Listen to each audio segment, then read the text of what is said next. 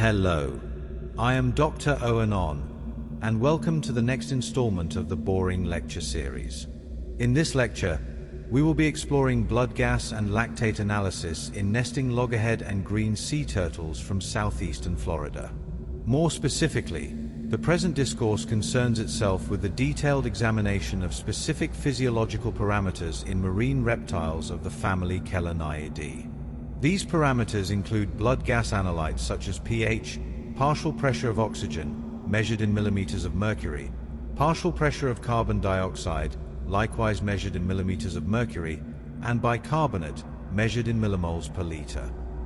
Additionally, lactate concentrations in whole blood samples, expressed in millimoles per liter, are examined. The study focuses on two species within this family. The first is curated, commonly designated as the loggerhead sea turtle. This common name derives from the proportionally large size of the head relative to the body. The second species is Cheloniidae, commonly designated as the green sea turtle. This vernacular name derives not from the color of the shell, but rather from the greenish coloration of fat deposits beneath the shell resulting from the herbivorous diet. The temporal period of focus is when female individuals engage in terrestrial reproductive activities on sandy beaches. Specifically, this concerns the biological process of oviposition, which is the deposition of eggs in excavated nest cavities. The geographical focus is the coastal sandy beach regions in southeastern Florida, which serve as critical nesting habitat for these species and support some of the largest nesting aggregations globally. The investigation undertook the systematic task of measuring various blood-borne analytes. These are substances dissolved or suspended in the blood that can be measured quantitatively through various analytical methodologies. The measurements were obtained through collection and subsequent immediate analytical processing of venous blood samples. Blood was obtained from veins rather than from arteries. Samples were collected from female individuals of both species during active nesting activities through venipuncture. This procedure involves the puncture of a vein with a needle for the purpose of obtaining a blood sample. Specifically, venipuncture was performed on the external jugular vein located in the dorsolateral cervical region of the neck.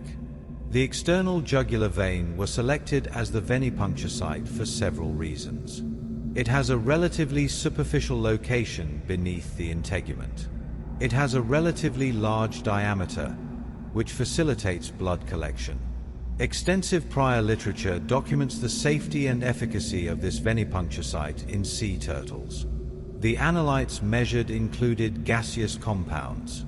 Molecular oxygen, designated chemically by the molecular formula O, consists of two oxygen atoms covalently bonded together. Carbon dioxide, designated chemically by Co, consists of one carbon atom covalently bonded to two oxygen atoms. These were measured by their respective partial pressures in the blood when measured at specific controlled temperatures in the analytical instrument. Metabolic byproducts were also measured, most notably lactate. Lactate is designated chemically as CHO and represents the conjugate base of lactic acid. It is produced through anaerobic glycolytic metabolic pathways. Specifically, it results from the conversion of pyruvate to lactate by the enzyme lactate dehydrogenase. This occurs under conditions where the electron transport chain cannot regenerate sufficient nicotinamide AID9 dinucleotide in its oxidized form. Such conditions arise during periods of insufficient oxygen availability to meet cellular metabolic energy demands through aerobic respiration pathways alone. This necessitates reliance on less efficient anaerobic pathways that produce substantially less adenosine triphosphate per molecule of glucose metabolized. The stated objectives of the scientific investigation included multiple specific goals enumerated as follows. The first objective was the establishment of species-specific reference intervals for these blood parameters. These are also known as normal ranges or reference ranges in clinical pathology terminology. Reference intervals were to be established for apparently healthy nesting individual female turtles of both species. Reference intervals define the central 95% of the distribution of values observed in the reference population. They can be used subsequently for clinical comparison when evaluating individuals whose health status is uncertain or questionable. Such individuals might include stranded turtles entering rehabilitation facilities or turtles captured during health assessment studies. The determination of whether measured values fall within or outside the expected range can inform clinical decision-making. The second objective was the examination and quantification of statistical correlations between different measured analytes within each species separately. Correlations are measures of the strength and direction of linear or monotonic relationships between two continuous variables. These correlations might provide insight into underlying physiological relationships and compensatory mechanisms. For example, the relationship between pH and partial pressure of carbon dioxide would indicate respiratory compensation for metabolic acidosis. The relationship between lactate and pH would indicate the degree of lactic acidosis. The third objective was the investigation and statistical comparison of differences in these parameters between the two species under study. Such differences might reflect fundamental species-specific differences in physiology. These could include differing metabolic rates, differences in oxygen storage capacity or oxygen extraction efficiency, or differences in behavioral patterns during nesting activities. Behavioral differences might result in differing energetic demands or differing durations of physical exertion. For each species individually, additional specific objectives were identified. One objective was the identification of potential statistically significant associations of blood analyte values with morphometric measurements.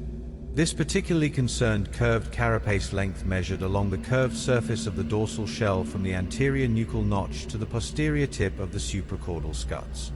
This measurement serves as a proxy measure of overall body size and, by extension, body mass. Body mass cannot practically be measured in field settings for large adult turtles weighing hundreds of kilograms. Body mass in turn relates to metabolic capacity, total oxygen storage capacity in blood and tissues, and total muscle mass, which influences oxygen demands during physical exertion. Another objective was the identification of potential statistically significant associations of blood analyte values with temporal factors. Specifically, this concerned the calendar date of nest deposition during the nesting season. This was expressed numerically as day of year, which is a numerical representation of calendar date ranging from 1 for January 1st to 365 for December 31st in non-leap years. The goal was to determine whether blood parameters undergo progressive systematic changes across the temporal progression of the nesting season. Such changes might be expected if energy reserves accumulated on foraging grounds prior to migration are progressively depleted over the course of the nesting season. Depletion would occur through metabolic consumption to support maintenance metabolism and the energetic costs of reproduction. These costs include vitellogenesis, migration, and nesting activities.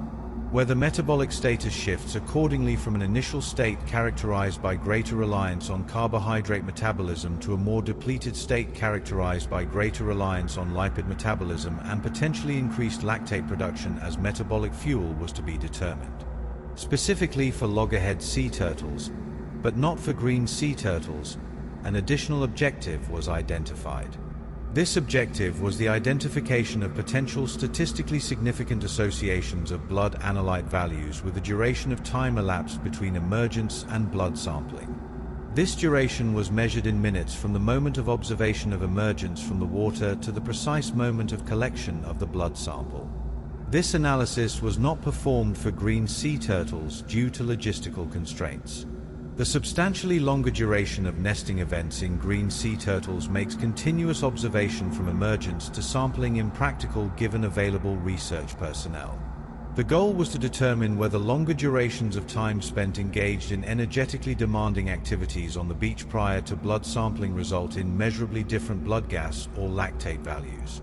Activities include crawling from the waterline up to suitable nesting areas, which may be tens of meters distant.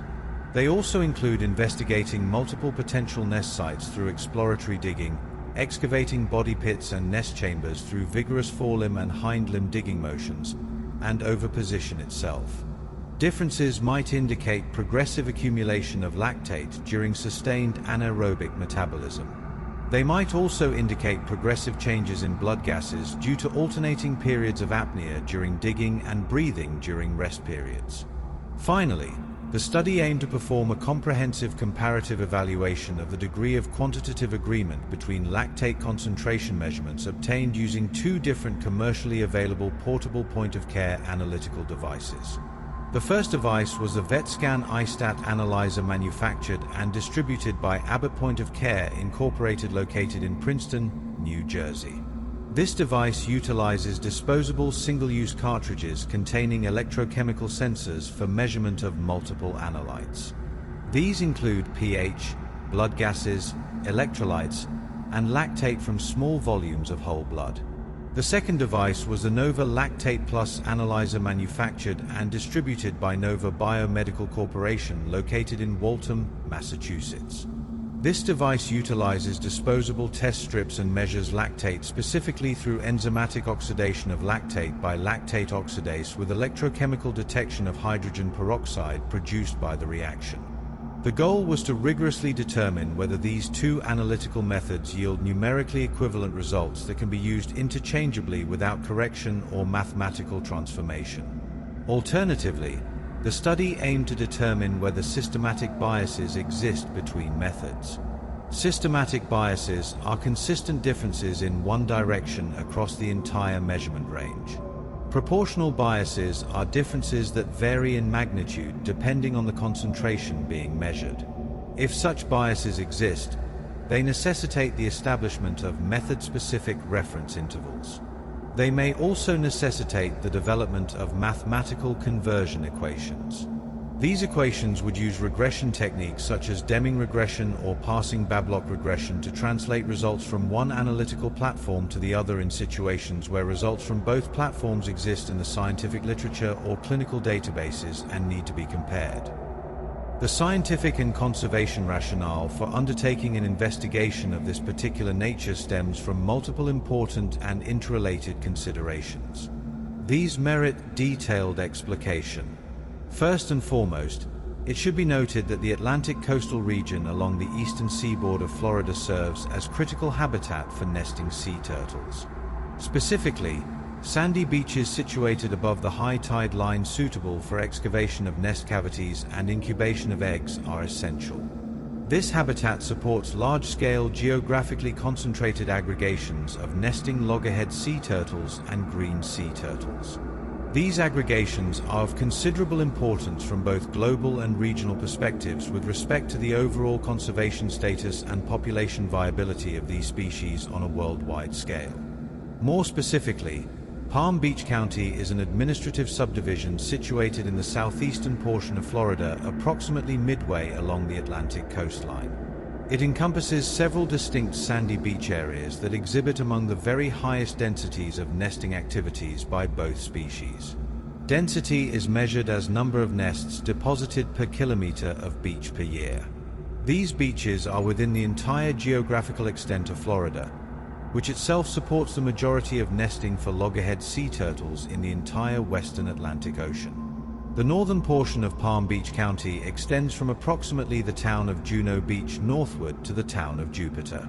This area has been formally identified and documented through multiple independent scientific studies. Long-term systematic monitoring programs conducted over multiple decades, some extending back to the 1970s and continuing to the present day, support this identification. This area hosts one of only 3 largest aggregations of nesting loggerhead sea turtles in the entire world. The aggregations are measured in terms of total number of individual nesting females that come ashore to deposit eggs each year. The other 2 aggregations of comparable or greater magnitude are located geographically in the Sultanate of Oman in the Middle East region, specifically on Mazaira Island and adjacent coastal areas. The third major aggregation is in the island nation of Cape Verde, officially the Republic of Cabo Verde. Cape Verde is situated in the Atlantic Ocean off the western coast of the African continent, specifically on the island of Boa Vista and adjacent islands.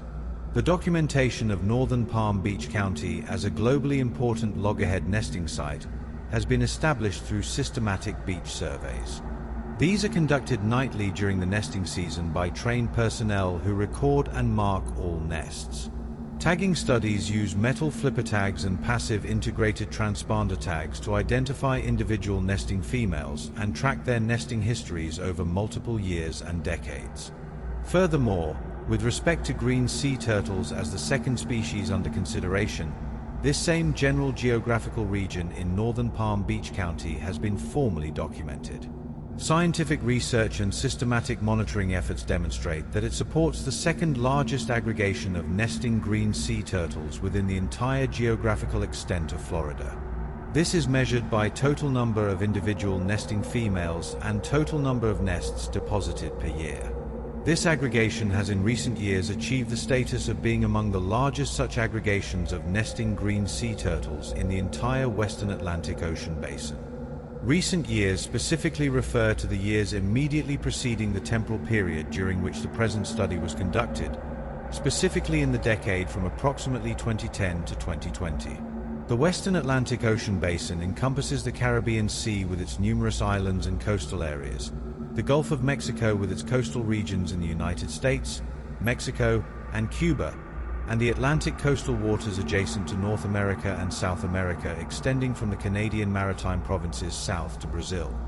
This increase in green turtle nesting in Florida has been documented as part of a general trend of population recovery. Recovery follows decades of protection under national and international conservation legislation. Annual nest counts have increased substantially over multi-decadal timeframes. The conservation status of these two species warrants detailed exposition.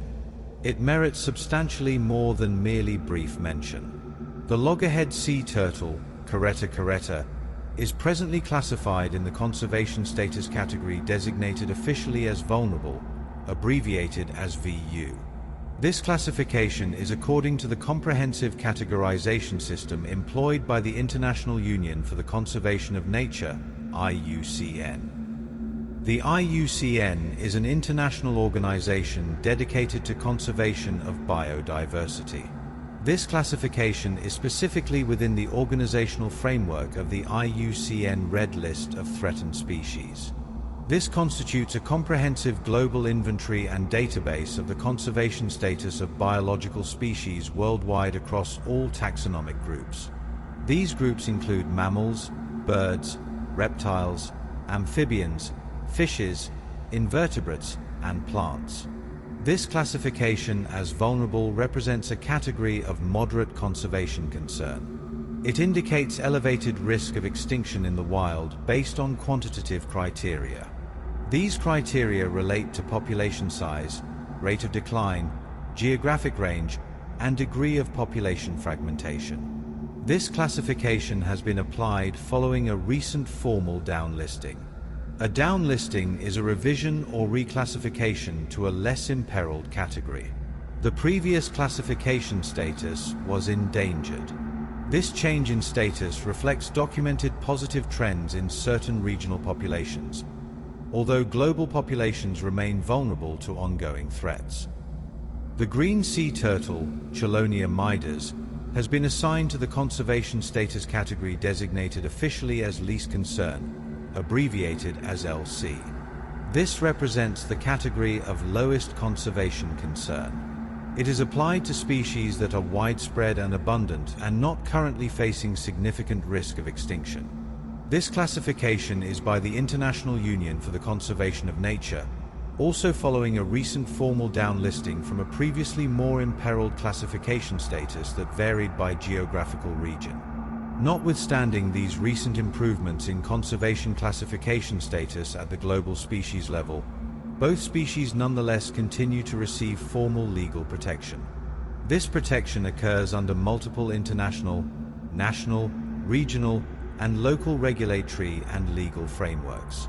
The improvements in status reflect documented positive trends in population numbers or reproductive success rates in certain geographical regions or for certain demographically distinct population segments.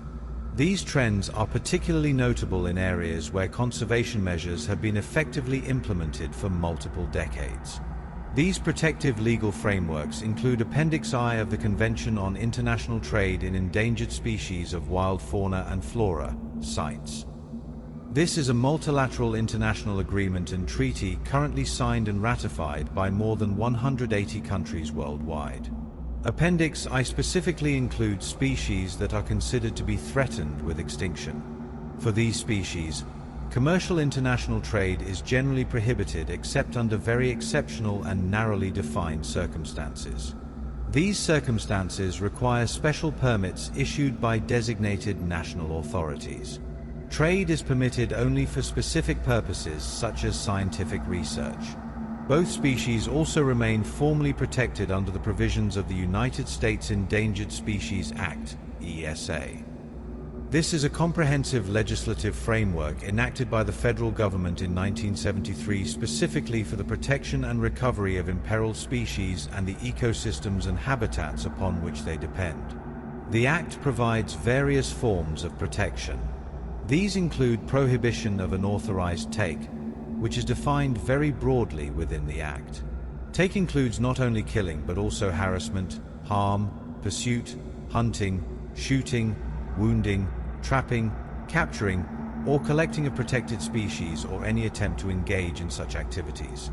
The Act also includes requirements for federal agencies to ensure that their actions do not jeopardize the continued existence of listed species.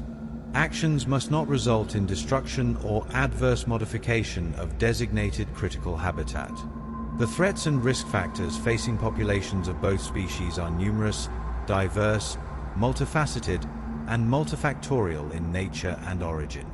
They affect different life history stages.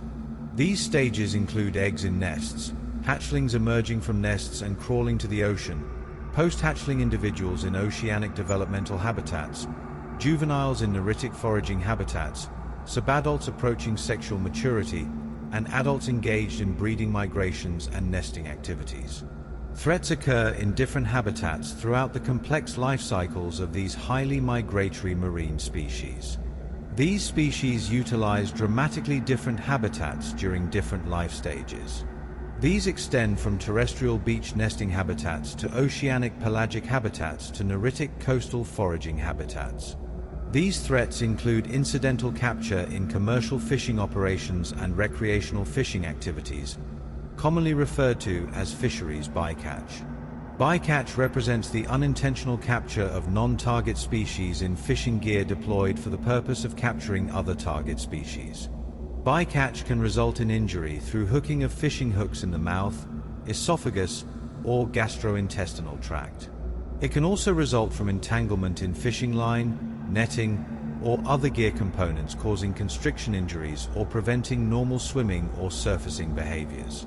Mortality can occur through drowning when turtles are unable to surface to breathe while entangled or when held underwater by weighted fishing gear. It can also occur through physical trauma from gear interactions. This is particularly true for certain fishing gear types. Bottom trawls are towed across the sea floor and can capture turtles in the net. Pelagic longlines consist of main lines extending for kilometers with thousands of baited hooks suspended at various depths.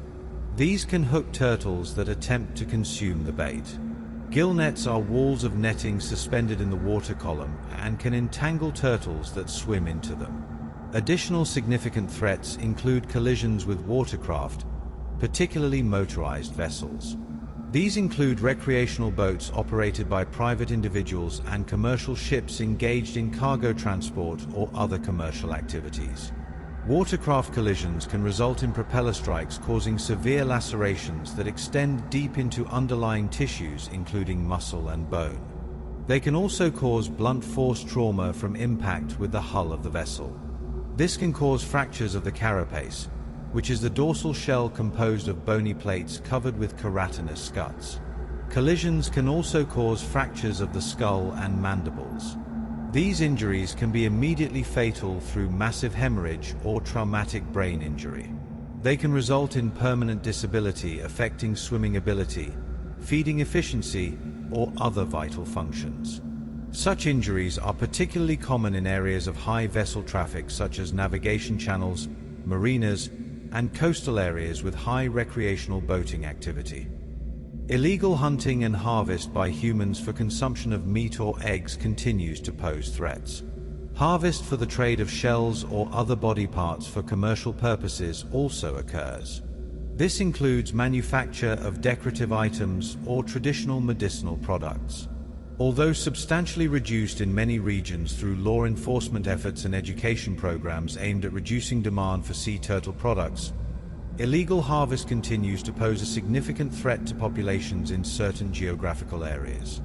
This is particularly true in developing nations where enforcement resources are limited. Economic pressures may incentivize illegal harvest despite legal prohibitions. Degradation and loss of suitable habitat represents an ongoing threat. This occurs both in marine foraging areas where turtles spend the majority of their lives feeding and growing, and on terrestrial nesting beaches where adult females come ashore to deposit eggs. Marine foraging areas include seagrass meadows, which are preferred foraging habitat for adult green sea turtles. They also include coral reef systems, which provide foraging habitat and refugia, and coastal areas with rocky bottoms or algal beds, which provide food resources. Habitat loss results from various forms of coastal development. This includes construction of buildings and infrastructure such as hotels, condominiums, houses, roads, and seawalls in the coastal zone. Beach erosion, both natural in origin due to wave action and storms and anthropogenic in origin due to shoreline modifications or changes in sediment transport patterns, also contributes to habitat loss. Sand mining operations are conducted for commercial purposes such as construction material. Artificial lighting from coastal development, including streetlights, building lights, and other sources can disorient hatchlings. This prevents them from reaching the ocean by disrupting their innate orientation toward the brightest horizon, which under natural conditions would be the ocean horizon. Other anthropogenic modifications of natural habitats include beach armoring or hardening through installation of revetments or seawalls. This represents an ongoing and in many regions intensifying threat to population viability through reduction of available nesting habitat and degradation of habitat quality. Various forms of marine pollution pose threats. These include plastic debris of various sizes from large items such as bags, bottles, and fishing gear components to microplastics less than 5 mm in diameter. Plastic can be ingested by turtles mistaking plastic items for prey items such as jellyfish or other gelatinous organisms. This causes intestinal impaction where the plastic blocks the gastrointestinal tract, preventing passage of food and leading to starvation. Turtles can also become entangled in derelict fishing gear or plastic packaging materials. This causes injury through constriction or drowning through inability to surface to breathe. Chemical pollutants pose additional threats. These include pesticides applied in agricultural areas and transported to coastal waters through runoff and river discharge. Heavy metals such as mercury and lead can accumulate in tissues through dietary exposure and cause various forms of toxicity. Persistent organic pollutants such as polychlorinated biphenyls and organochlorine pesticides can accumulate in lipid-rich tissues. These can cause various forms of physiological dysfunction, including endocrine disruption affecting reproduction. Petroleum products from oil spills, both catastrophic spills from tanker accidents or offshore drilling platform failures, and chronic sources such as operational discharges from vessels or land-based sources all pose significant threats.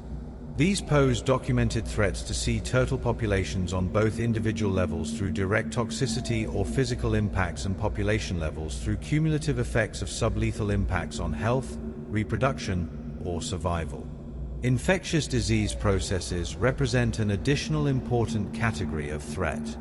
Viral diseases include fibropapillomatosis, which is a neoplastic disease characterized by the growth of benign and occasionally malignant tumors.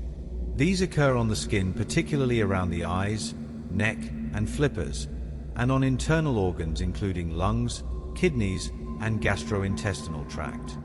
This disease has been causally associated with a herpes virus designated as chelonid herpes virus 5. It has been epidemiologically associated with poor body condition and increased mortality, particularly in green sea turtles in certain geographical regions. These include Florida, Hawaii, and various locations in the Caribbean. Disease prevalence varies substantially between locations and over time. Bacterial diseases affect various organ systems. Fungal infections particularly affect hatchlings and debilitated individuals. Parasitic infections include both ectoparasites such as leeches and barnacles and endoparasites such as trematodes, nematodes, and protozoans. These have been documented to affect individual health and in some cases population-level dynamics.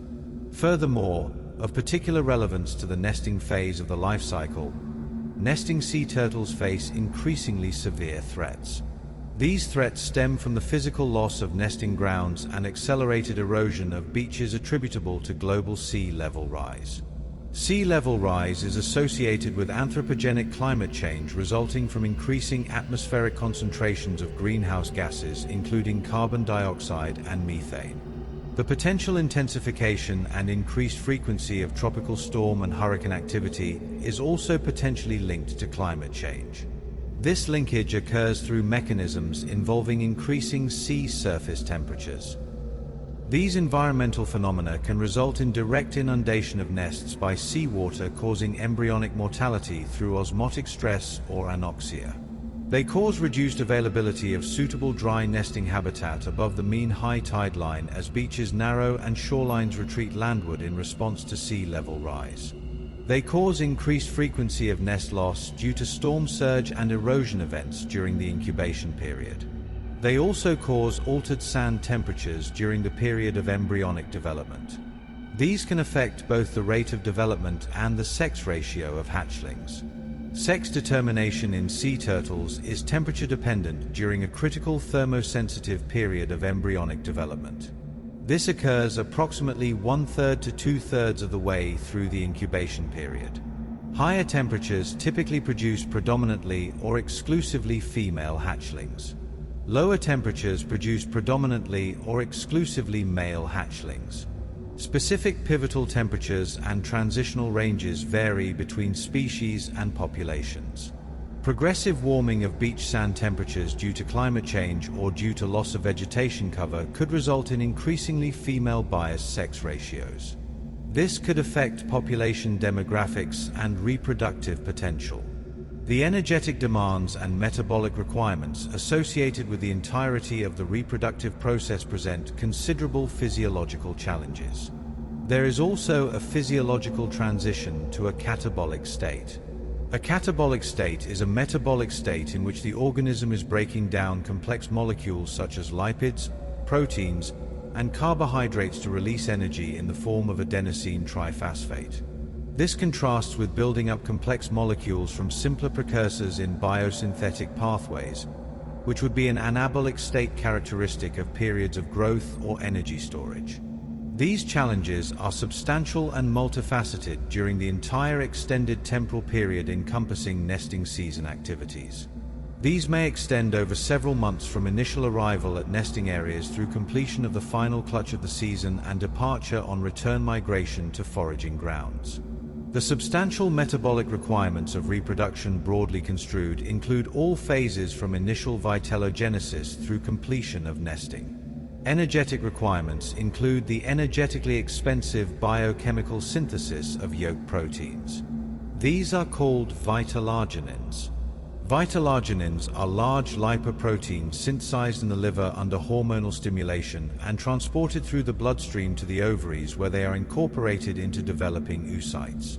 Requirements also include synthesis of lipids or fats for incorporation into developing eggs in the ovaries. These provide nutritional resources for embryonic development. The growth and development of follicles containing oocytes in the ovaries, from primordial follicles through various stages of maturation to fully mature pre-ovulatory follicles, requires energy. The production and secretion of albumin or egg white proteins that surround the yolk requires energy. The production and secretion of shell membrane proteins and eggshell material primarily consisting of calcium carbonate deposited in crystalline form to form the flexible leathery eggshells characteristic of sea turtles, as distinct from the hard calcified shells of birds, requires energy. The considerable muscular effort and sustained physical exertion involved in the nesting process itself also requires energy. This includes crawling from the ocean up the beach against gravity, and often against wind and through soft sand. It includes excavating the body pit through vigorous sweeping motions of the forelimbs. It includes excavating the nest chamber or egg cavity through alternating scooping motions of the hind limbs. It includes depositing eggs through muscular contractions of the oviduct and cloaca. It includes covering the nest through reverse sweeping motions of the forelimbs to fill the egg chamber and obliterate signs of the nest location. It includes returning to the ocean through crawling back down the beach. The substantial temporal duration necessary for the accumulation of sufficient energy reserves is also significant. Energy reserves are in the form of stored lipids in adipose tissue and in the liver. These must support all of these energetically expensive processes without concurrent food intake or with greatly reduced food intake relative to normal feeding rates on foraging grounds.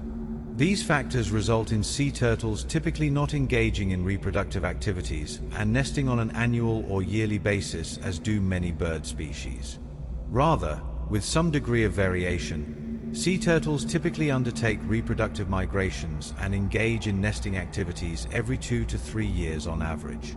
Variation exists between different species based on differing life history strategies and energetic requirements.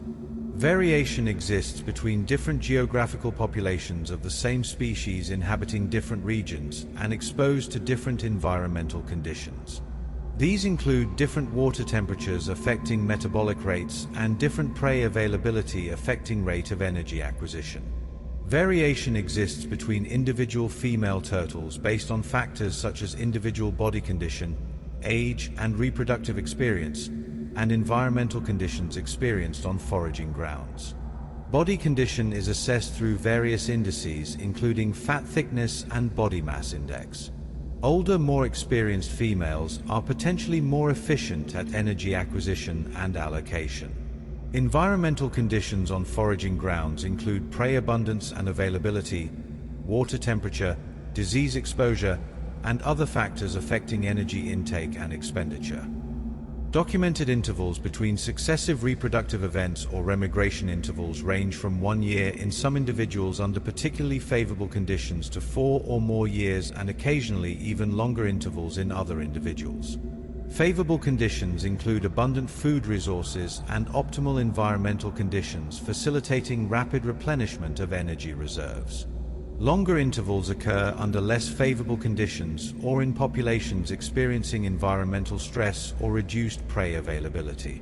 During those years in which an individual female engages in reproductive activities, called nesting years or reproductive years, sexually mature female individuals undertake breeding migrations.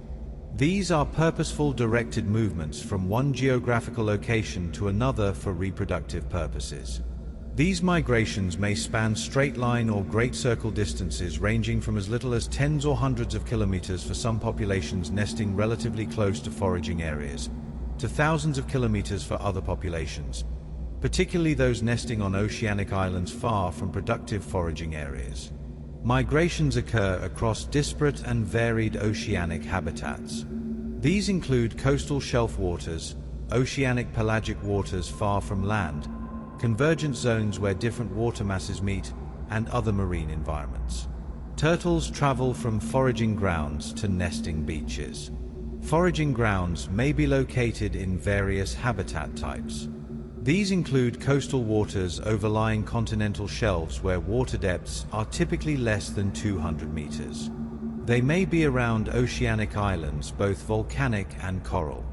They may be in seagrass meadows, which are underwater flowering plant communities providing abundant food resources particularly for herbivorous green sea turtles.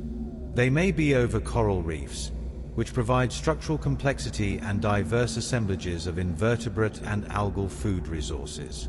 Other marine habitats may be utilized depending on the specific species and geographical population in question and the life stage. Juveniles and adults often utilize different foraging habitats. For many sea turtle species and populations, nesting beaches are the same beaches or at least the same general geographical regions where the individual female herself emerged as a hatchling 2 to 4 or more decades earlier. This time frame depends on species and age at sexual maturity. This phenomenon is termed natal homing or natal phallopatry. It suggests a remarkable and still incompletely understood capacity for long-distance navigation across featureless ocean expanses. Navigation may use mechanisms that include magnetic field detection through magnetoreceptors possibly located in the head region. It may include celestial cues such as sun position and star patterns. It may include olfactory cues detecting chemical signatures of natal beaches carried in ocean currents. It may include wave patterns and swell direction and other environmental cues that remain subjects of ongoing research. Upon arrival at or in close proximity to the nesting beaches, individual female turtles may spend a substantial internesting period in nearshore coastal waters. Arrival may occur weeks or even months before the first nesting event, particularly in some green turtle populations. The internesting period is the interval between successive nesting events by the same individual. It typically lasts approximately 10 to 14 days, although it varies between species, populations, and environmental conditions. Turtles remain in relatively close proximity to the nesting beaches, typically within several kilometers of shore and often in waters of 10 to 20 meters depth. During this extended temporal period, they engage in mating activities and courtship behaviors with male turtles that have also migrated to the vicinity of nesting beaches for breeding purposes. Males arrive at breeding areas before females and establish territories or patrol areas. They engage in various reproductive behaviors including male-male competition for access to females, courtship behaviors that may include biting and shell rubbing, and copulation, which occurs in the water and may last for several hours. Females undergo various physiological processes associated with final stages of egg development. These include the deposition of albumin or egg white proteins around the yolk by specialized regions of the oviduct. They include the formation and deposition of the shell membrane and eggshell around the albumin by the shell gland region of the oviduct through secretion of calcium carbonate and organic matrix proteins. Female turtles then emerge from the marine environment onto beaches during nighttime hours, primarily during darkness. This avoids high temperatures that would increase metabolic costs and water loss. It also reduces the risk of predation by or disturbance by diurnal predators. These include birds and terrestrial mammals such as raccoons, foxes, or feral dogs. It also reduces disturbance by humans engaging in beach recreation or other activities. Some nesting does occur during crepuscular periods around dawn or dusk. Occasionally, nesting occurs even during daylight hours, particularly in areas with low human disturbance. Females deposit multiple sequential clutches of eggs over the course of an extended nesting season that may last several months. The nesting season for loggerhead sea turtles in Florida typically extends from late April or early May through late August or early September. For green sea turtles, it typically extends from May through late September or early October. These seasonal patterns vary somewhat between years based on weather conditions and other environmental factors. For loggerhead sea turtles in the western Atlantic populations, including those nesting in Florida, the average number of clutches deposited per individual female during a single nesting season has been documented. This documentation comes through long-term tagging and monitoring studies. These involve application of flipper tags and passive integrated transponder tags to tens of thousands of individual females over multiple decades. Subsequent tracking of these individuals through recaptures during nesting events has been performed. The average ranges from 5 to 6 clutches per female per season. Individual variation certainly exists. Some females deposit as few as 2 or 3 clutches.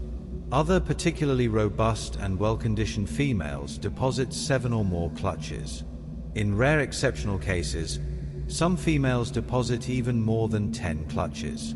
This depends on individual body condition assessed through various metrics and accumulated energy reserves in the form of lipids stored in adipose tissue and in the liver that are available to fuel reproductive efforts without concurrent food intake. For green sea turtles, likewise based on long-term tagging studies and monitoring programs, the average number of clutches deposited per individual female during a single nesting season has been documented. It ranges from approximately 3 to 6 clutches per female per season on average. Again, substantial individual variation exists. Some females deposit only 1 or 2 clutches while others deposit 7 or more clutches. The interval between successive nesting events by the same individual female is known technically as the internesting interval in the sea turtle scientific literature.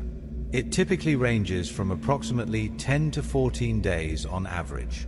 This interval varies somewhat by species. Green turtles generally have slightly longer internesting intervals than loggerheads. It varies by population.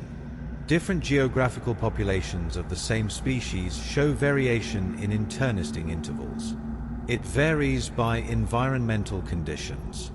These include factors such as water temperature, which affects metabolic rate and rate of final egg development, and prevailing weather patterns, which may delay nesting during periods of unfavorable conditions such as strong onshore winds or heavy rain. Each individual clutch typically contains an average of approximately 100 to 120 eggs. Mean clutch size varies somewhat between species. Loggerhead clutches average approximately 100 to 110 eggs.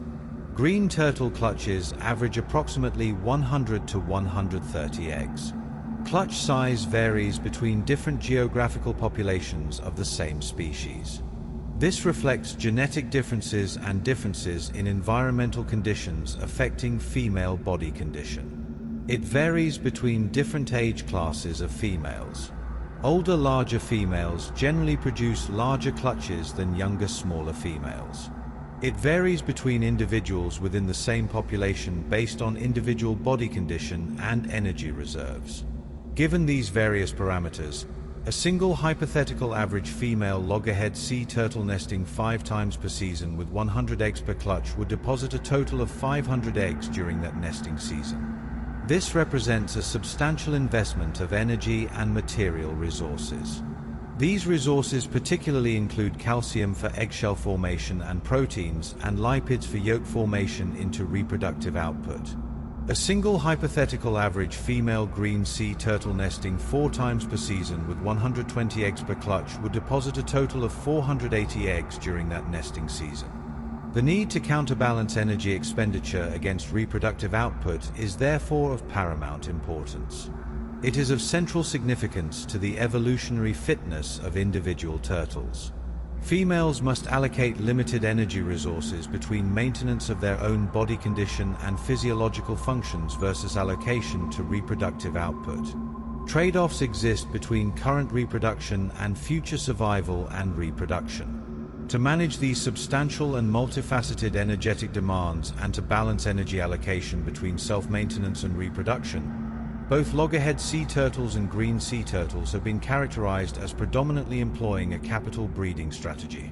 This represents one end of a continuum of reproductive strategies ranging from pure capital breeding at one extreme to pure income breeding at the other extreme. Capital breeders are defined as those organisms that accumulate substantial stores of energy on foraging grounds prior to migration to breeding areas and prior to the reproductive season itself.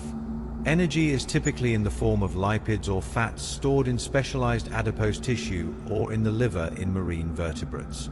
Capital breeders then rely primarily or almost exclusively on these stored energy reserves accumulated during the preparatory period to fuel both their own basic maintenance metabolism and the energetic costs of reproduction.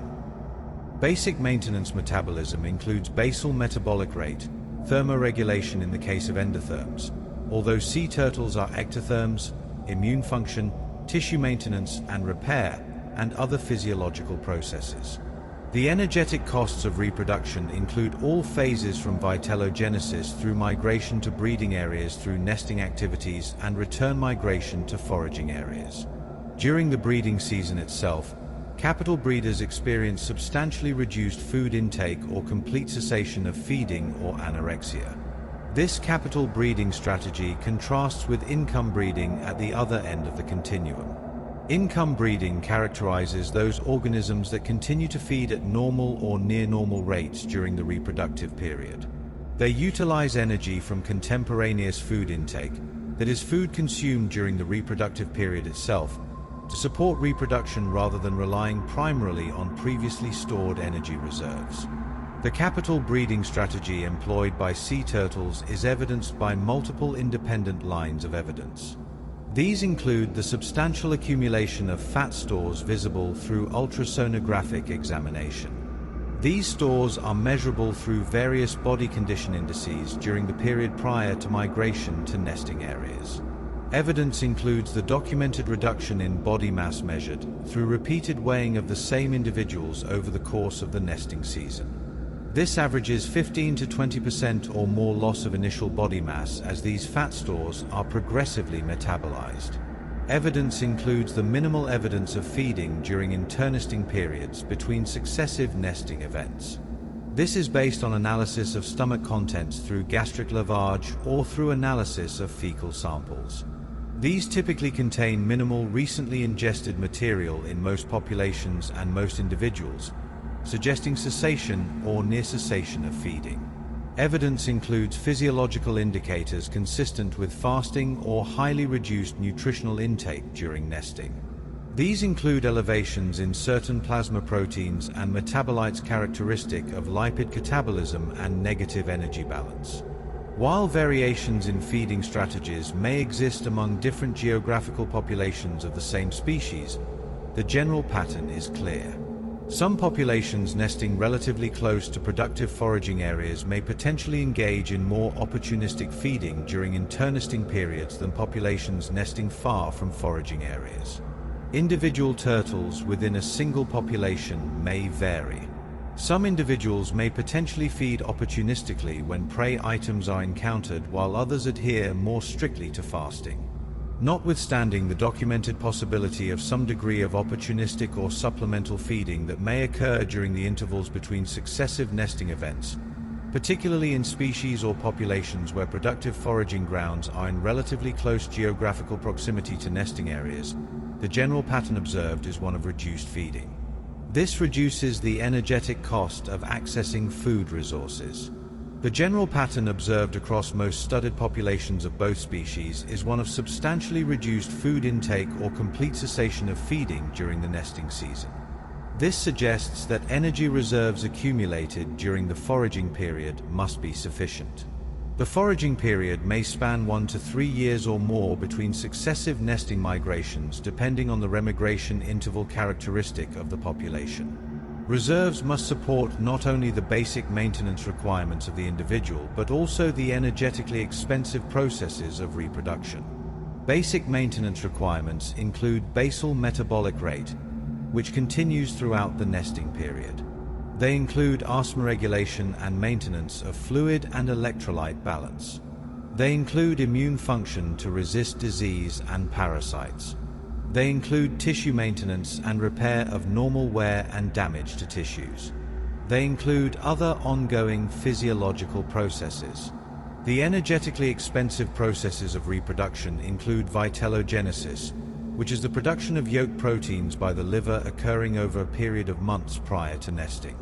They include migration from foraging grounds to nesting areas, which may require sustained swimming covering hundreds to thousands of kilometers against prevailing currents in some cases. They include mating activities, including the energetic costs of courtship behaviors and copulation.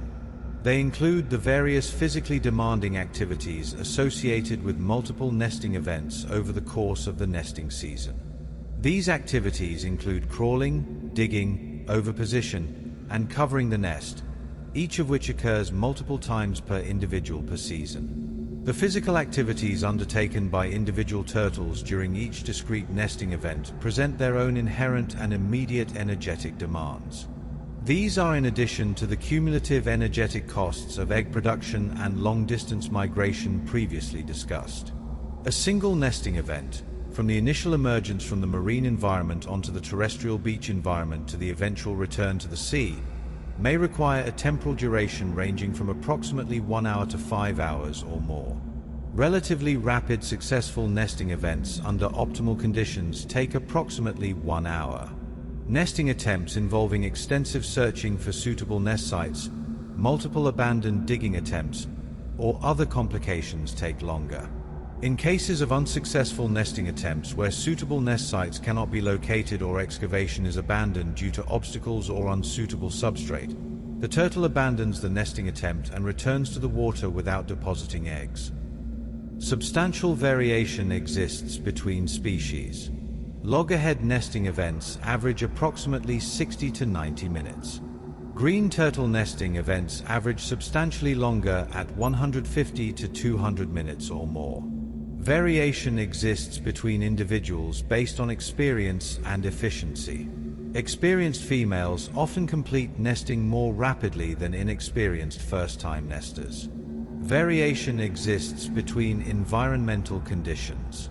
These include beach slope, sand moisture content and compaction, presence of obstacles such as roots or rocks, and other factors affecting ease of excavation. The nesting process, as observed and documented through detailed behavioral studies and ethograms, typically includes multiple distinct behavioral phases. Ethograms are comprehensive catalogues of species-specific behaviors. Phases are executed in a relatively stereotyped sequence once the nesting behavior is initiated, although variation exists particularly in the early phases. These phases include initial emergence from the water. This involves transitioning from swimming locomotion to terrestrial crawling locomotion using the forelimbs in synchronous sweeping motions to propel the body forward while the hind limbs assist. Phases include crawling from the waterline up the beach towards suitable nesting areas. In many cases, these are located tens of meters from the waterline, requiring sustained muscular effort to traverse this distance, particularly through soft, dry sand and up-sloping beach profiles.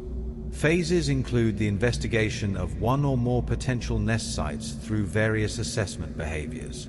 These may include exploratory digging or testing of substrate characteristics.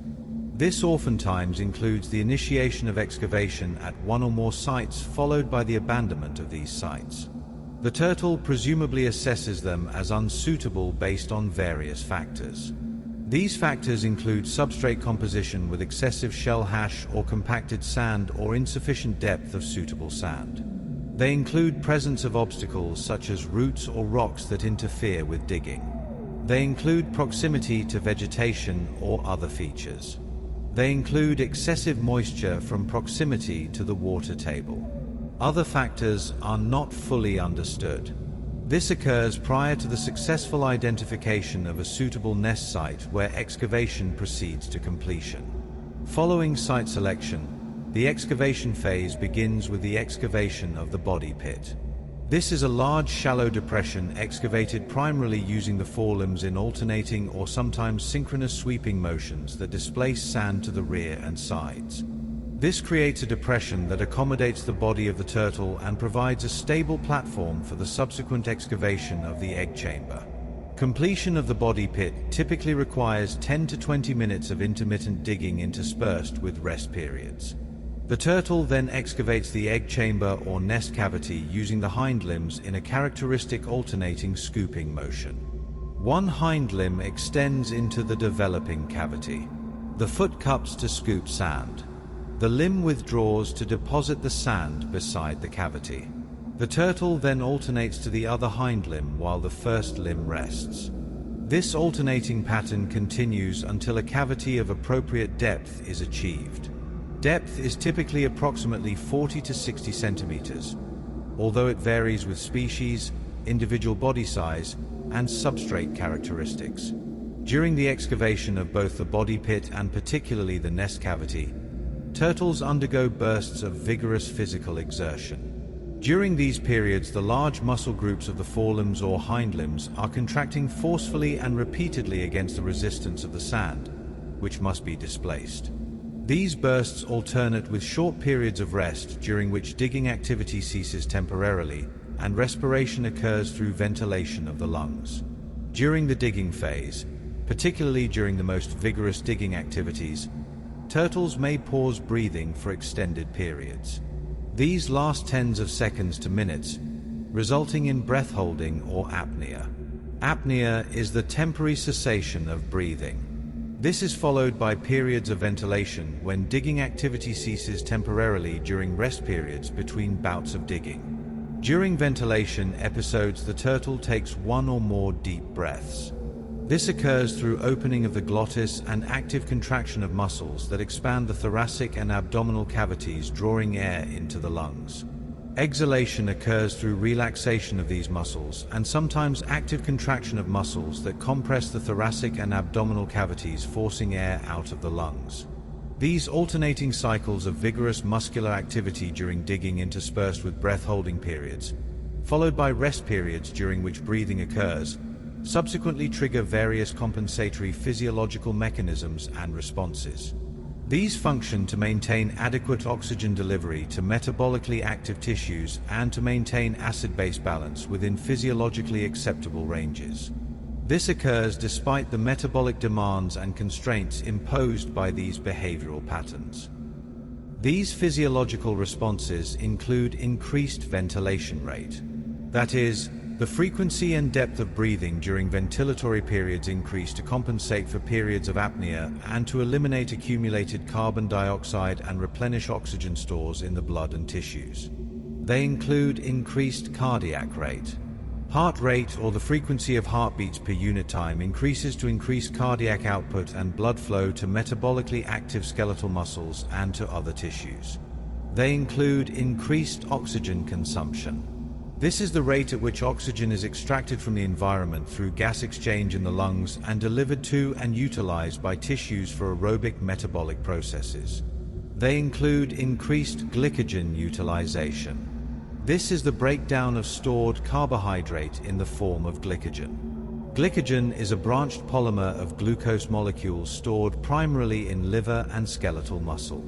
This produces glucose, which can then be metabolized through glycolysis to produce adenosine triphosphate for energy. Physiological changes associated with these nesting behaviors have been documented and quantified through various studies. These involve measurements of metabolic rate, ventilation rate, blood gases, and metabolites during nesting. They also involve studies during simulated exercise under controlled laboratory conditions designed to approximate the physical demands of nesting. These changes include substantially elevated metabolic rates. These potentially reach levels several-fold higher than resting metabolic rates measured in turtles that are inactive and have not eaten recently. They include a tendency toward metabolic acidosis. This is an abnormal physiological state characterized by decreased pH of the blood below normal physiological values. This occurs due to accumulation of acidic metabolic byproducts, particularly lactate produced through anaerobic glycolysis. Metabolic acidosis is often compensated for at least partially by respiratory alkalosis.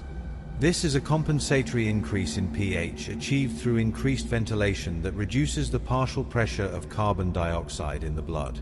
Carbon dioxide is an acidic gas that dissociates in aqueous solution to form carbonic acid. This dissociates further to form bicarbonate and hydrogen ions that lower pH. Reducing carbon dioxide through increased ventilation removes acid from the blood and increases pH, providing partial compensation for metabolic acidosis. Additional physiological changes documented during nesting include hyperglycemia. This is an elevated concentration of glucose in the blood above normal fasting values. It results from the mobilization of glucose from glycogen stores in the liver and skeletal muscle through the process of glycogenolysis. This is the enzymatic breakdown of glycogen to release glucose 1-phosphate. This is then converted to glucose 6-phosphate and either released into the bloodstream as free glucose by the liver or metabolized locally in muscle. Hyperglycemia also potentially results from gluconeogenesis. This is the synthesis of new glucose from non-carbohydrate precursors. These include amino acids from protein breakdown, lactate from anaerobic glycolysis, and glycerol from triglyceride breakdown. This occurs primarily in the liver. Changes also include hyperlactatemia. This is an elevated concentration of lactate in the blood above normal baseline values. It results from increased production of lactate through anaerobic glycolysis. This is the breakdown of glucose to produce energy in the form of adenosine triphosphate in the absence of sufficient oxygen availability for complete aerobic metabolism through the citric acid cycle and oxidative phosphorylation. Under aerobic conditions, glucose is converted through a series of enzymatic steps to pyruvate. Pyruvate would enter mitochondria and be oxidized in the citric acid cycle. Under anaerobic conditions, when oxygen delivery is insufficient to meet metabolic demands, pyruvate is instead reduced to lactate by the enzyme lactate dehydrogenase. This occurs with concomitant oxidation of nicotinamide adenine dinucleotide from its reduced form, NADH, to its oxidized form, NAD. This NAD can then be used for continued glycolysis, allowing glycolytic ATP production to continue even when oxidative phosphorylation is oxygen limited. During the nesting process, broadly construed to include all phases from initial emergence through return to the sea, green sea turtles have been documented to experience an increase in energy metabolism of nearly tenfold compared to baseline resting levels. These are measured in turtles at rest that have not eaten recently. This represents a substantial elevation in metabolic rate and indicates the energetically demanding nature of nesting activities. This nearly tenfold increase in metabolic rate during nesting activities in green sea turtles has been specifically documented through measurements of oxygen consumption. These were performed in nesting females at Tortuguero in Costa Rica by Jackson and Prange in their 1979 study, published in the Journal of Comparative Physiology. This study represents one of the foundational works in the field of sea turtle physiology. It provided some of the first quantitative measurements of metabolic rate during nesting. In that study, 6 turtles were studied at night on the beach while actively covering their nests following oviposition. 5 additional turtles captured after nesting were studied at rest, during 20 minutes of spontaneous activity induced by handling and restraint, and during recovery from the activity. Measurements of ventilation rate and oxygen consumption indicated that active metabolism during nesting activities was approximately 0.25 liters of oxygen per kilogram body mass per hour. This compared to standard resting metabolism of approximately 0.024 liters of oxygen per kilogram body mass per hour. This yields a ratio of approximately 10:1. This nearly tenfold increase in metabolic rate during nesting activities is comparable to the metabolic rates observed during vigorous sustained swimming in sea turtles. It is comparable to rates during terrestrial locomotion and other forms of vigorous exercise in terrestrial reptiles. This indicates that the physical effort of excavating nests, particularly the excavation of the egg chamber, which requires forceful and repeated scooping motions of the hind limbs against the resistance of compacted sand, and the overall process of nesting from emergence through return to the sea, represents a substantial energetic challenge comparable to other forms of intense physical exertion. Additionally, in green sea turtles, lactate concentrations in blood samples have been observed to increase progressively over the temporal course of a single nesting event. They start from relatively low baseline levels similar to those observed in resting animals during early stages of the nesting process. This is when the turtle has just emerged from the water and is beginning to crawl up the beach. Lactate increases through intermediate stages including body pit excavation and egg chamber excavation as anaerobic metabolism accumulates lactate in contracting muscles, which then diffuses into the bloodstream. Lactate reaches highest values in turtles sampled while returning to the marine environment after successful completion of nesting activities. These activities include oviposition and covering of the nest.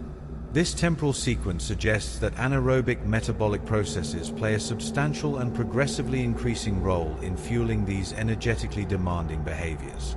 Anaerobic processes produce lactate as a byproduct when oxygen delivery to contracting muscles is insufficient to support ATP regeneration through aerobic pathways alone.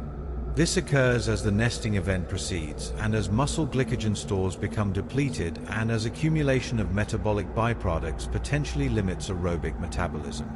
The accumulation of lactate during the nesting process suggests that the rate of ATP consumption by contracting muscles during the digging phases exceeds the capacity for aerobic metabolism alone to regenerate ATP through oxidative phosphorylation.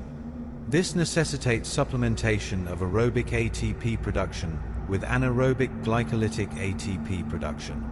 This occurs despite the substantially lower yield of ATP per molecule of glucose metabolized anaerobically. 2 molecules of ATP per glucose are produced through glycolysis to lactate.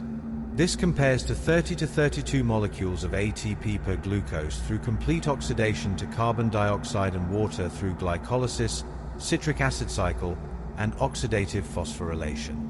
The production of lactate must subsequently be cleared from the tissues and blood.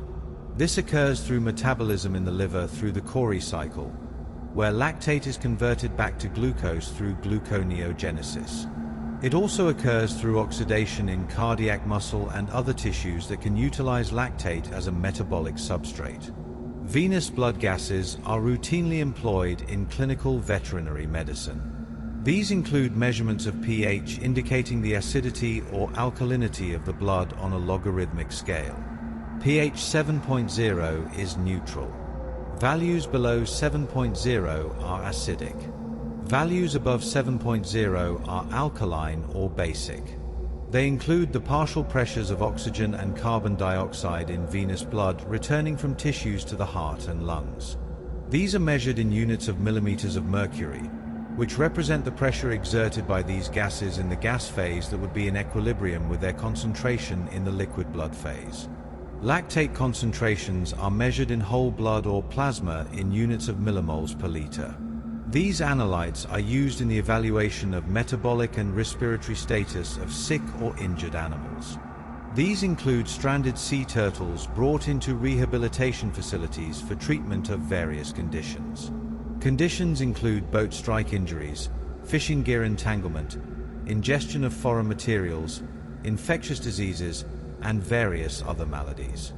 These analytes are also useful for investigations into population health status through health assessment studies of free-ranging populations. Blood samples are collected from apparently healthy individuals during capture events for the purpose of establishing baseline values. They are also collected for detecting subclinical abnormalities that might indicate environmental stress or emerging disease issues. Blood gas measurements specifically provide information about acid-base balance. This is the maintenance of blood pH within a narrow physiological range. This is typically approximately 7.3 to 7.5 in sea turtles, although it varies somewhat by species, temperature, and other factors. This is necessary for normal cellular and enzymatic function. Most enzymes have optimal activity within narrow pH ranges. Significant deviations from optimal pH can impair cellular metabolism. Blood gas measurements also provide information about respiratory function. Specifically, they indicate the efficiency of gas exchange in the lungs. Oxygen diffuses from air in the alveoli across the alveolar capillary membrane into pulmonary capillary blood. Carbon dioxide diffuses in the opposite direction from blood into alveolar air to be exhaled. They also indicate the adequacy of ventilation, which is the movement of air into and out of the lungs. Inadequate ventilation causes accumulation of carbon dioxide and respiratory acidosis. Excessive ventilation causes depletion of carbon dioxide and respiratory alkalosis. Lactate concentrations specifically provide information about the balance between aerobic and anaerobic metabolism in tissues. They can indicate situations in which tissue oxygen delivery through blood flow and oxygen extraction from blood into tissues is insufficient to meet metabolic demands for ATP through aerobic pathways alone.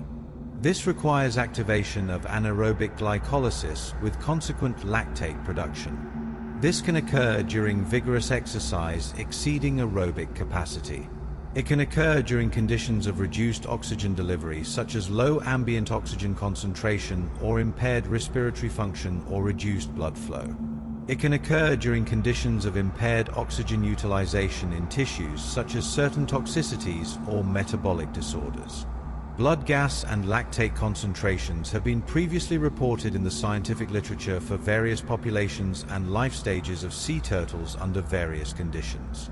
For successfully rehabilitated juvenile loggerhead sea turtles that had previously stranded on beaches due to various causes, Camacho and colleagues reported values in 2013 in the Journal of the American Veterinary Medical Association. These turtles had stranded due to cold stunning, which is hypothermia resulting from exposure to rapidly decreasing water temperatures, boat strike injuries, and other conditions. They had undergone treatment in rehabilitation facilities for periods of weeks to months before being released back to the wild. Blood gas and lactate values were measured in convalescent animals prior to release. These data provide some information about expected values in healthy juvenile loggerheads that have recovered from illness or injury. Whether such values are representative of wild animals that have never experienced the stresses of stranding and captivity remains unclear. 4 free-ranging immature and mature green sea turtles captured during health assessment activities in the Galapagos Islands. Lubart and colleagues reported values in 2014 in the journal PLOS One. The Galapagos Islands are located in the Pacific Ocean, approximately 1,000 kilometers off the coast of Ecuador in South America. Blood gas and lactate values were measured immediately after capture in apparently healthy turtles of various size classes and ages. This provides baseline data for that population and geographical location. The caveat exists that the capture process itself, involving hand capture in shallow water and manual restraint during processing, likely induced some degree of stress response, potentially affecting blood parameters. 4 free-ranging green sea turtles and Kemp's Ridley sea turtles captured off the western coast of Florida in the Gulf of Mexico during health assessment studies. McNally and colleagues reported values in 2020, also in PLOS One. Blood gas and biochemistry values provide additional baseline data for those species and locations. Again, similar caveats exist regarding potential capture stress effects. Alterations in venous blood gases and lactate concentrations relative to baseline values measured in unstressed animals have been employed as indicators to assess and quantify physiologic stress. This has been done in free-ranging loggerhead sea turtles subjected to different methods of capture. Specifically, trawl capture, where turtles were incidentally captured in commercial fishing trawls and then sampled, was compared to pound net capture, where turtles entered large stationary nets and were sampled. Trawl capture induced more severe stress responses than pound net capture. This was documented by Harms and colleagues in 2003 in the Journal of Wildlife Diseases. This has also been done in captive loggerhead sea turtles subjected to manual restraint for varying durations from 5 minutes up to 15 minutes to simulate handling stress. Even relatively brief restraint of 15 minutes induced significant changes in blood gases and lactate indicative of stress-induced anaerobic metabolism. This was documented by Mons and colleagues in 2021 in the Journal of Zoo and Wildlife Medicine. Similar studies have been conducted with free-ranging immature green sea turtles subjected to various methods of capture. These include boat-based pursuit and hand capture, forced submergence by researchers for varying durations to simulate entanglement in fishing gear or entrapment by predators, and manual restraint. These studies have similarly demonstrated that such stressors can significantly alter blood gas and lactate measurements relative to unstressed baseline values. The magnitude of the alterations is generally proportional to the intensity and duration of the stressor applied. This has been documented in various publications over multiple decades of sea turtle physiological research. Given the substantial physiological changes associated with reproductive activities, acid-base status and lactate concentrations may also vary with life stage classification and physiological state. These include the energetic demands of vitellogenesis occurring over months prior to nesting. They include migration from foraging grounds to nesting areas, potentially covering hundreds to thousands of kilometers. They include courtship and mating behaviors during the internesting period. They include the physically demanding nature of the nesting process itself, involving sustained physical exertion during crawling and digging. They include the shift to a catabolic state associated with substantially reduced nutritional intake or complete cessation of feeding during the nesting season. Females rely primarily on stored energy reserves rather than contemporaneous food intake to fuel reproductive efforts. Specifically, values may differ between nesting adults engaged in reproductive activities and non-nesting adults on foraging grounds not currently engaged in reproduction, or juveniles that have not yet reached sexual maturity. This necessitates the establishment of baseline data and reference intervals specifically applicable to and representative of nesting turtles. One cannot rely on reference intervals established for other life stages or physiological states, which may not be appropriate for clinical interpretation of blood values from nesting animals. Venous blood gas values and lactate concentrations have been published for nesting green sea turtles at a different geographical location. Specifically, in Malaysia, located in Southeast Asia, where green turtles nest on beaches along the eastern coast of the Malay Peninsula, Samsol and colleagues in 2021 reported values in the Malaysian Journal of Applied Biology. Blood samples were collected from nesting females and analyzed using similar portable point-of-care devices. This provides some preliminary data for this species and life stage in that geographical location and environmental context. Direct comparison between populations from different geographical regions and ocean basins is complicated by several factors. These include potential genetic differences between populations, environmental differences in temperature and other factors affecting metabolic rate, differences in protocols and timing of blood collection, and other factors. Changes in lactate concentrations over the temporal course of the nesting process have been employed to evaluate and quantify metabolic and respiratory stress during nesting for green sea turtles. Changes from early phases through completion of nesting and return to the water have been studied. In Australia, Jessup and Hammond in 2004 reported measurements in the Journal of Experimental Marine Biology and Ecology. They measured plasma lactate concentrations along with various hormones in green turtles at different stages of the nesting process.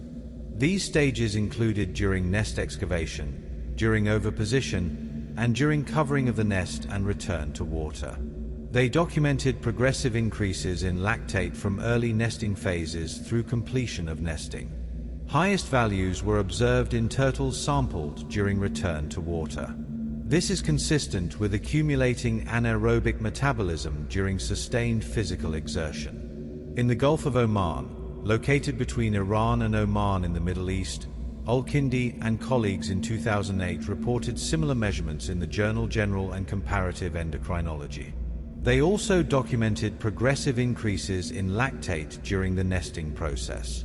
However, despite these previous investigations providing valuable data on metabolic parameters during nesting in green sea turtles, certain gaps remain. Blood gas and lactate reference intervals calculated according to standard statistical methods recommended by professional organizations such as the American Society of Veterinary Clinical Pathology have yet to be established. These should use appropriate sample sizes from apparently healthy reference populations for any nesting loggerhead or green sea turtle population in any geographical location. Nor have these analytes been examined systematically across the temporal course of the entire nesting season or substantial portions thereof. The goal would be to evaluate whether blood parameters change progressively as the season advances and energy reserves are progressively depleted.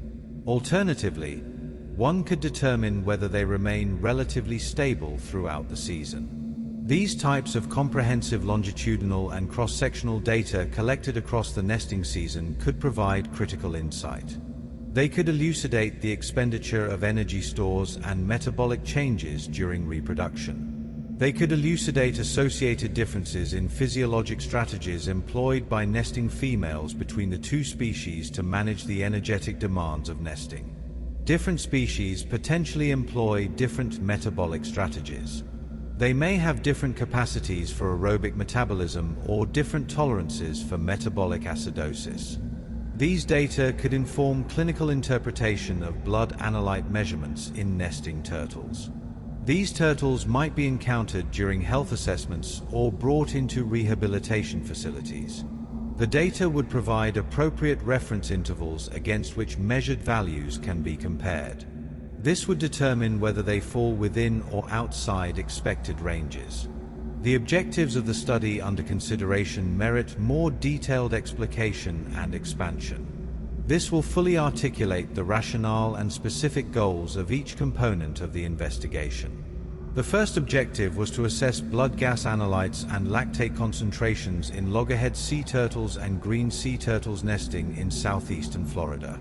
Specifically, this was on beaches in Palm Beach County. Blood gas analytes include pH, partial pressure of oxygen, partial pressure of carbon dioxide, and calculated bicarbonate. This was done to accomplish several specific subordinate goals that can be enumerated and described individually. The first such goal was to establish species-specific reference intervals for these blood parameters.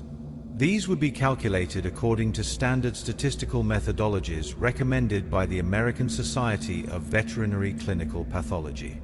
This organization provides detailed guidance documents on reference interval establishment. Reference intervals define the range of values expected in apparently healthy members of that reference population. They are typically calculated as the central 95% of the distribution. This means values from the 2.5 th percentile to the 97.5 th percentile.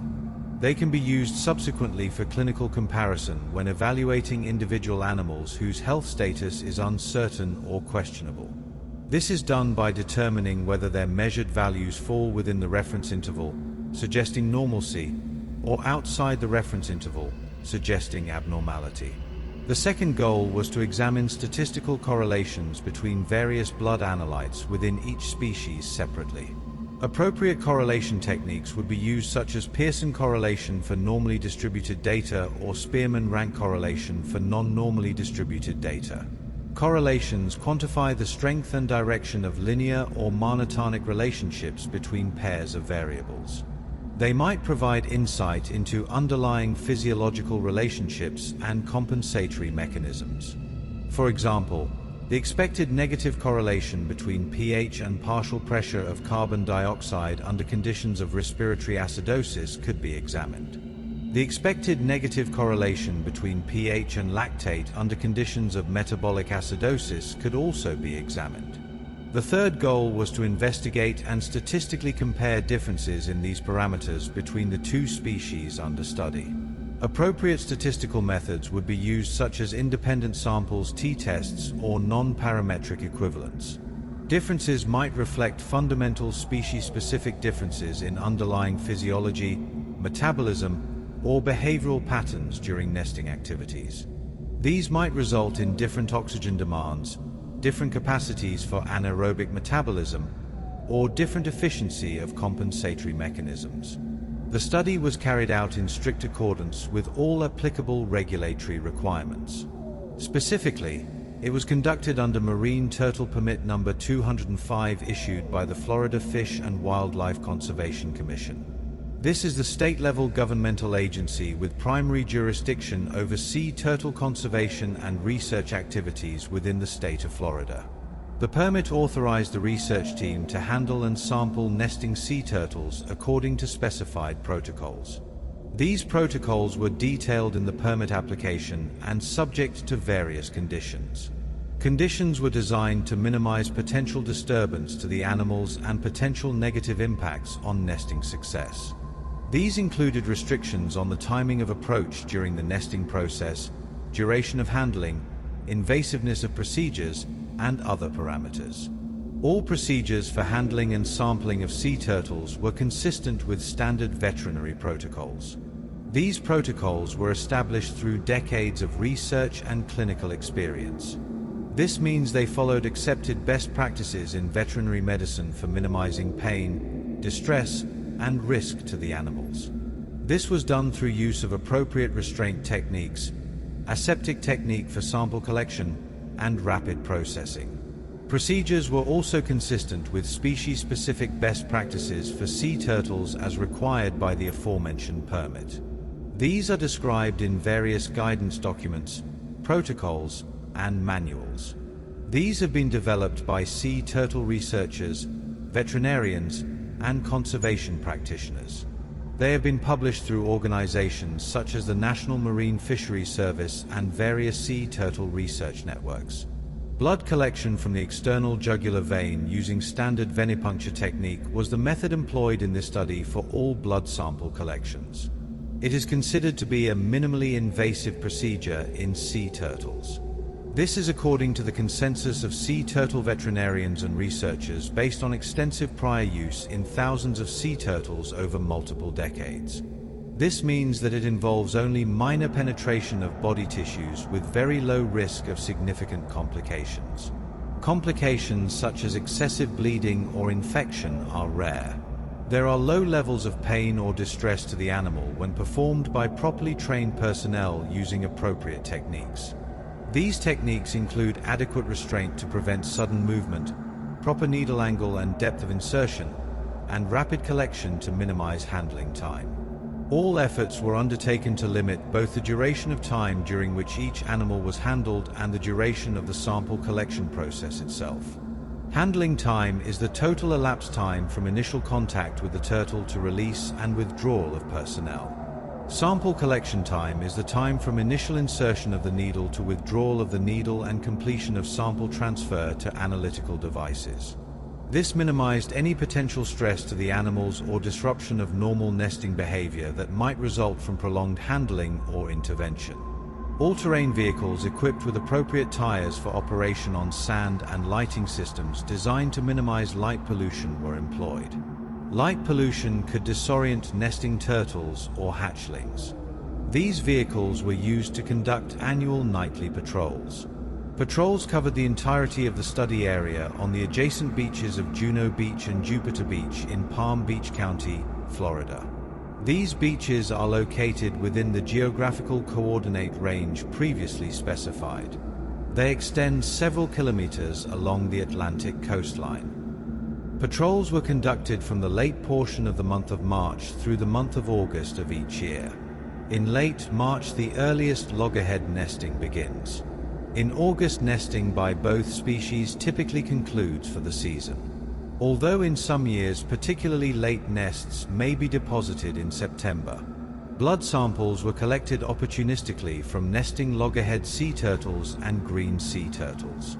Individual nesting females were encountered during these systematic patrols, which covered all beaches within the study area every night during the nesting season. Sampling was distributed across portions of the nesting season across multiple months to capture potential temporal variation in blood parameters. Prior to the collection of blood samples from any individual turtle, each turtle was subjected to systematic visual physical examination. This was performed by trained and experienced personnel. This included licensed veterinarians when available or personnel trained in sea turtle health assessment working under veterinary supervision when veterinarians were not present. The purpose was assessing multiple aspects of health status. This ensured that only apparently healthy animals were included in the reference population. Any animals with overt signs of illness or significant injury were excluded from reference interval calculations. Their data might be retained for other analyses. The physical examination included assessment of mental status and level of alertness. This was done through observation of responsiveness to stimuli and normal behavior patterns. It included assessment of body condition based on subjective evaluation of fat deposits and overall nutritional state. This was done through visual inspection and palpation of fat stores in the neck and shoulder regions. Assessments were compared to standardized body condition scoring systems developed for sea turtles. It included assessment for external injuries. These include evidence of boat strikes manifesting as parallel linear lacerations from propeller blades or blunt trauma from hull impact. They include fishing gear entanglement manifesting as constriction injuries or embedded line or hooks. They include predator attacks manifesting as bite wounds or missing tissue. They include other traumatic injuries. It included assessment for other abnormalities. These include behavioral abnormalities such as unusual lethargy or agitation.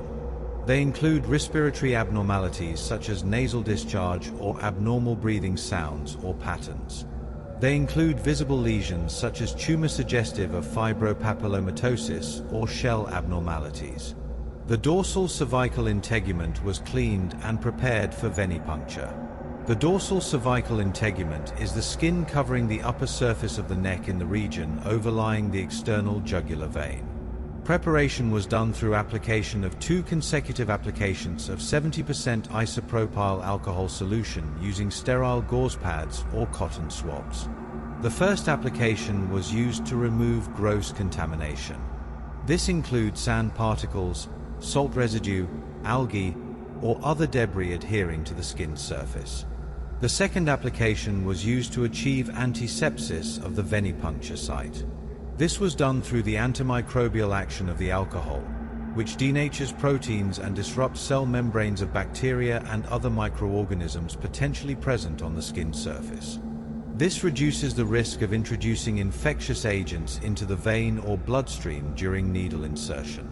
After allowing adequate time for the alcohol to dry and exert its antimicrobial effect, typically 15 to 30 seconds, a blood sample was obtained. The sample volume was approximately 1 milliliter. This volume was determined to be adequate for the analytical tests to be performed.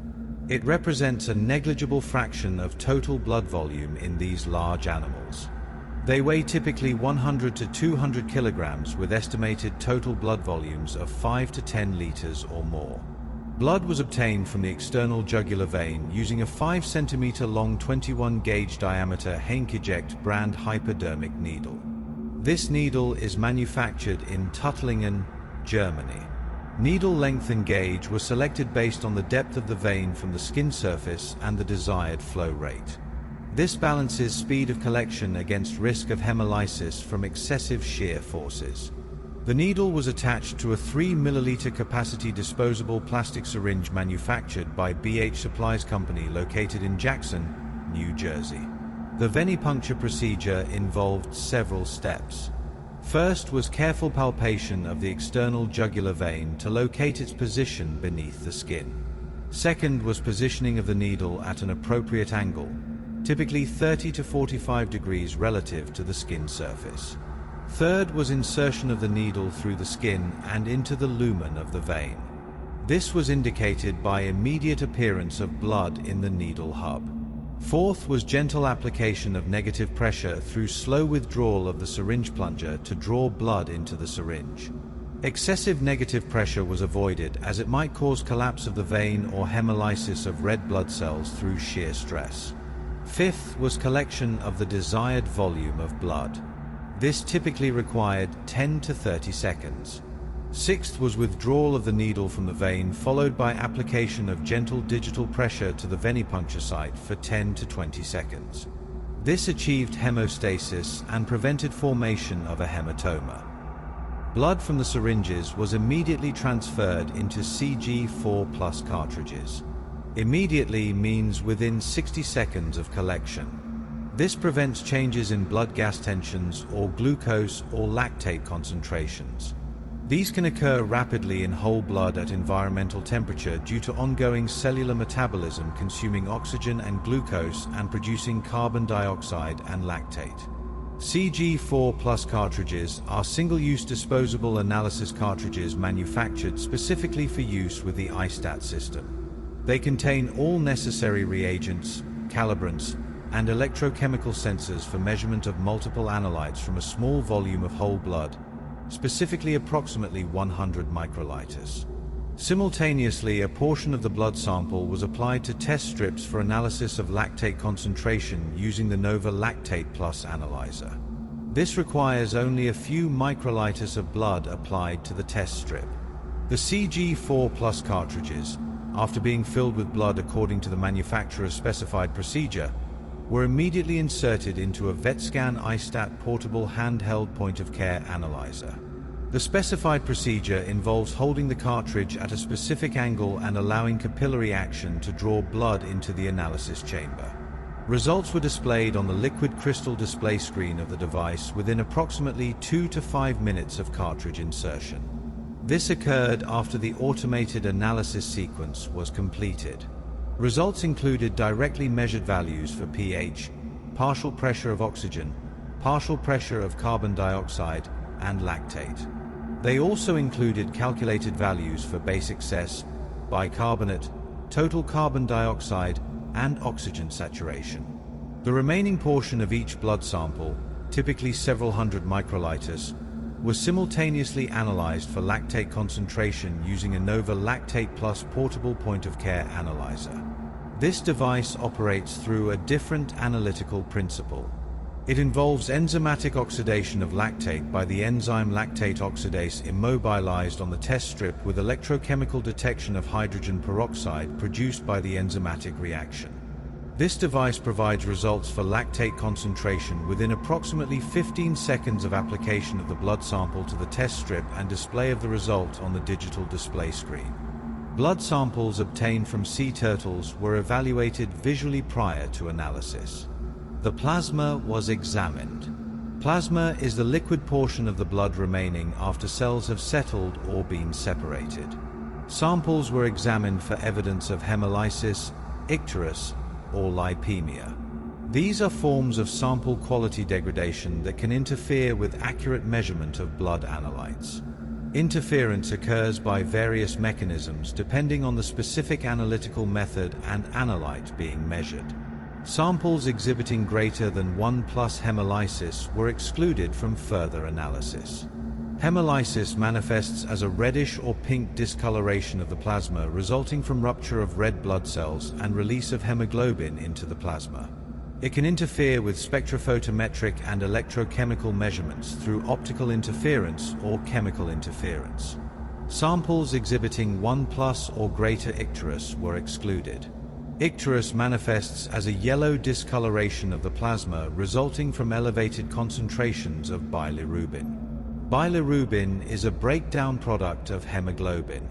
It can similarly interfere with measurements through optical or chemical mechanisms. Samples exhibiting 1+ or greater lipemia were excluded. Lipemia manifests as a white, milky, or turbid appearance of the plasma resulting from elevated concentrations of lipids, particularly triglycerides and chylomicrons.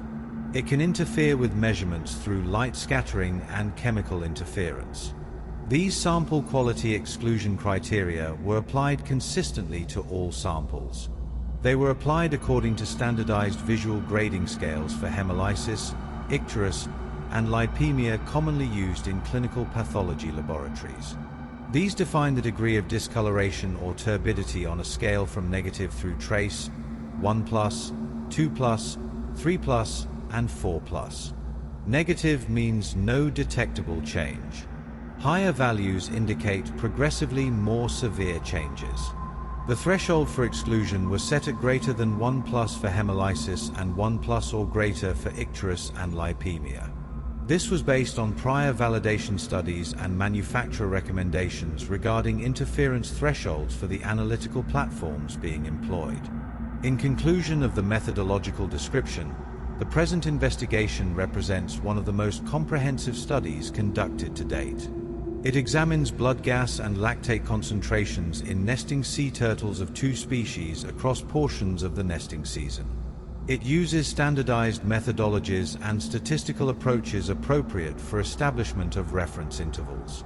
The findings contribute to the growing body of scientific knowledge regarding sea turtle physiology during reproduction.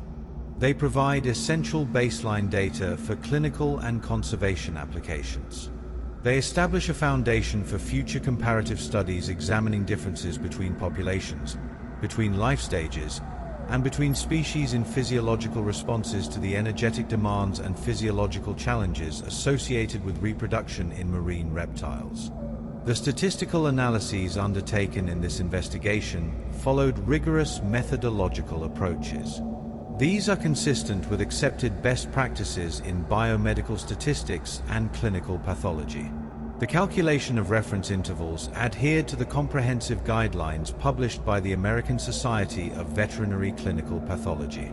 These provide detailed recommendations addressing all aspects of reference interval establishment. Recommendations include determination of appropriate reference populations through application of inclusion and exclusion criteria. They include determination of adequate sample sizes. Minimum recommendations are 120 individuals for parametric methods or 40 individuals for robust non-parametric methods. They include selection of appropriate statistical methods based on data distribution characteristics.